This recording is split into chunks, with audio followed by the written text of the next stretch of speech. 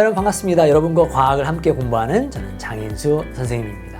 여러분이 정말 열심히 애쓴 덕분에 이제 마지막 강의까지 왔어요. 정말 고생 많았습니다. 아마 지금 이 수업을 듣고 있는 친구들이라면 과학 쪽에서도 여러분 충분히 여러분이 얻고 싶은 그런 결과를 얻을 수 있을 것 같고, 굉장히 많은 어려운 용어와 내용들 나왔음에도 불구하고 끝까지 포기하지 않고 여기까지 온 여러분 진심으로 박수를 보내드립니다. 이번 시간에는 여러분 선생님 목소리처럼 우리 많이 듣는 소리의 크기, 또 높이, 음색이라고 하는 세 가지 구분을 할 수 있는 거 함께 한번 정리를 해보려고 합니다. 교과서에 나와 있는 문제인데요. 문제 한번 읽어볼게요. 그래프는 소리 분석 프로그램을 이용하여 소리를 눈에 보이는 파동의 형태로 나타낸 것이다. A에서 D 중에서 빈칸에 알맞은 기호를 찾아서 써봐라 하면서 빈칸이 여러 개가 보이는군요. 보면 꾸불꾸불 나와 있는 모양 같지만 우리가 이미 배웠던 것처럼 저건 파동의 모습이야 라는 거죠. 당연히 우리 소리도 파동이거든요. 그래서 그 소리에 관련된 몇 가지 구별되는 특징들을 함께 한번 알아보려고 합니다. 자, 먼저 한번 용어 정리해보고요. 뜻 알아보고 여러분이 공부할 때 좀 도움되도록 하겠습니다. 먼저 소리의 크기입니다. 진폭과 관계가 있습니다. 큰 소리일수록 진폭이 큽니다. 작은 소리는요, 진폭이 작아요. 큰 소리는요, 진폭이 큽니다. 그래서 목소리 큰 사람은 진폭이 크다, 이렇게 우리가 표현합니다. 소리의 높이는요, 진동수랑 관계 있고요. 높은 소리, 낮은 소리, 고음, 저음 이렇게 얘기합니다. 따라서 하는 고음, 진동수가 크고요. 하는 저음은요, 진동수가 작습니다.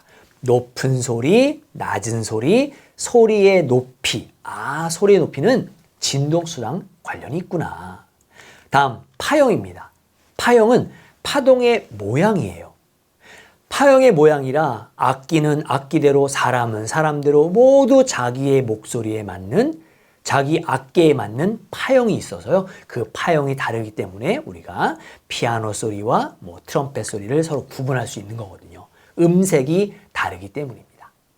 내용이 그렇게 어렵진 않겠지만 여기 나와 있는 용어들이 조금 더 구분돼야 될 것 같아서 여러분 나라의 언어로 일단 먼저 확인하고 오셔서 저랑 같이 계속 수업을 이어나가도록 하겠습니다.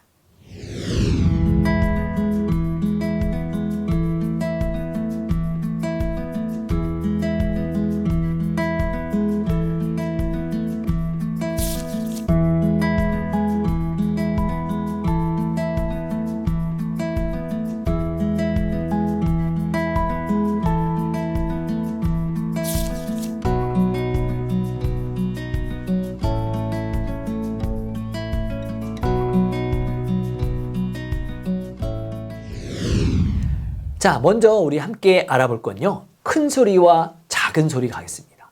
큰 소리는 여러분 말 그대로 하고 이렇게 크게 내는 소리예요. 작은 소리는 근데 있잖아 이렇게 얘기하는 소리가 작은 소리죠. 그때 여러분 왼쪽 큰 소리와 오른쪽 큰 소리의 차이점이 보이시나요? 맞아요. 바로 진폭이 달라요. 그죠? 그래서 큰 소리, 작은 소리는 다음처럼 진폭이 크면 큰 소리고 또 진폭이 작으면 작은 소리라고 씁니다. 자, 두 번째, 이번에는 소리의 높이 봅시다. 높이는 아까 말한 것처럼 높은 소리, 낮은 소리, 고음, 저음 이렇게 생각하면 돼요.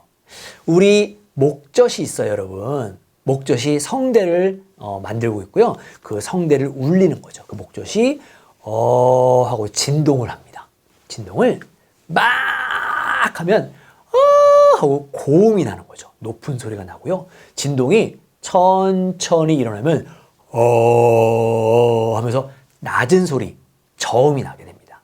결국에는 고음이냐 저음이냐를 나타내는 것은 다음처럼 진동수가 크냐 작으냐를 뜻합니다. 진동수가 크면 높은 소리라고 딱 하나 기준을 잡아두면, 반대로 낮은 소리는 진동수가 작은 소리니까 그렇게 기억을 해도 괜찮을 것 같습니다.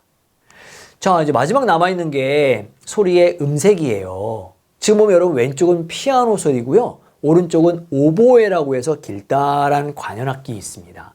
그 소리가 서로 다른 것은 지금 파형이 피아노와 오보에가 다르기 때문이에요. 이렇게 서로 악기마다 파형이 다르면 다른 소리가 나고 사람도 여러분 친구들 중에서도 누구는 목소리가 이런데 누구는 목소리가 그렇잖아요. 그런 것들이 바로 저렇게 파형이 또는 음색이 다르기 때문이다 라고 설명이 됩니다. 그래서 오늘은 세 가지 용어, 크기, 높이, 음색, 이 세 가지를 잘 구분하면 여러분 100점이에요. 자, 그럼 한번 문제를 봅시다.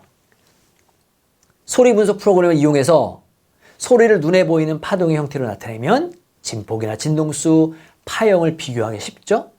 또 같은 크기, 같은 높이의 소리를 내더라도 파형이 다르면 음색이 다릅니다. 우리가 그걸 충분히 구분해낼 수 있고요.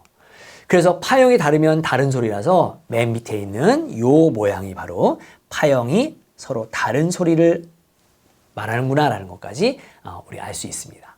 자, 그래프, 소리 분석 프로그램, 또 ABCD 4개 있어요. 그 중에 여러분 뭡니까?